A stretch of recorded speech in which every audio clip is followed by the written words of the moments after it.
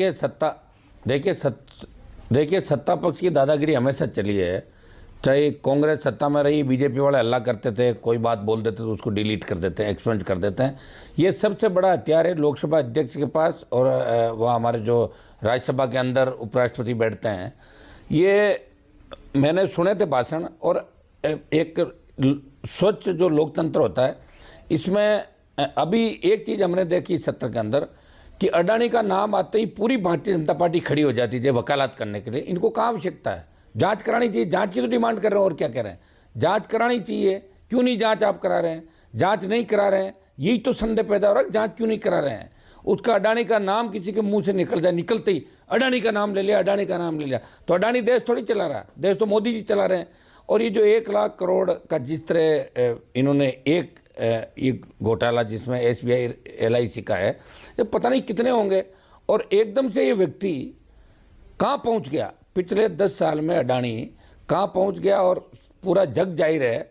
और जैसे इसका नाम आता है, नाम आते ही भारतीय जनता पार्टी के जो सांसद, कई सांसद ये भी नहीं जानते अडानी कौन है क्या, वो भी एक ही बात कि अडानी का नाम मत लो, अडानी का नाम मत लो। कांग्रेस कोई दूध से धुली हुई नहीं है, लेकिन इस बार इस मामले में पूरा देश प्रधानमंत्री जी पे भरोसा भी करता है। और ये सही है कि इनके कार्यकाल में अभी बड़ा घोटाला और बड़े मंत्रियों के नाम नहीं आए, लेकिन अडानी जब सारा ही कुछ कबाड़ा कर देगा तो बाद में किसकी जांच कराओगे आप जांच कराएं।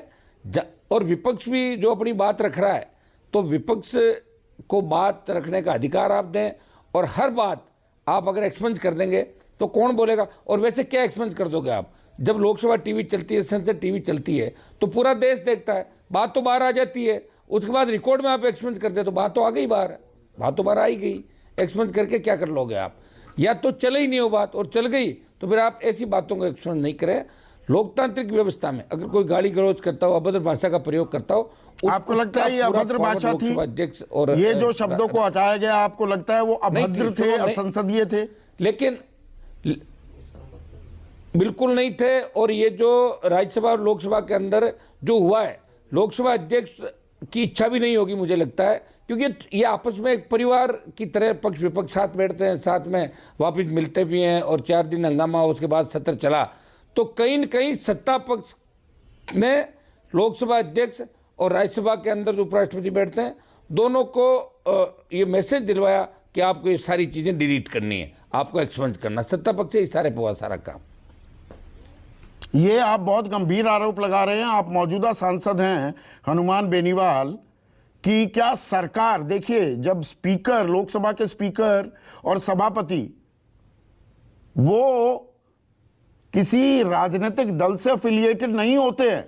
आपको वो मशहूर किस्सा ध्यान होगा, सोमनाथ चैटर्जी लोकसभा के स्पीकर थे, कम्युनिस्ट पार्टी उनसे कुछ करवाना चाह रही थी कि भाई पॉलिट ब्यूरो के आदेशों के हिसाब से चलो, उन्होंने कहा नहीं, मैं अब नॉन पार्टिजान हूं, मैं राजनीतिक हो चुका हूं, मैं लोकसभा का स्पीकर हूं। उसका खामियाजा भी भुगतना पड़ा था। यही हमारी व्यवस्था है कि नहीं?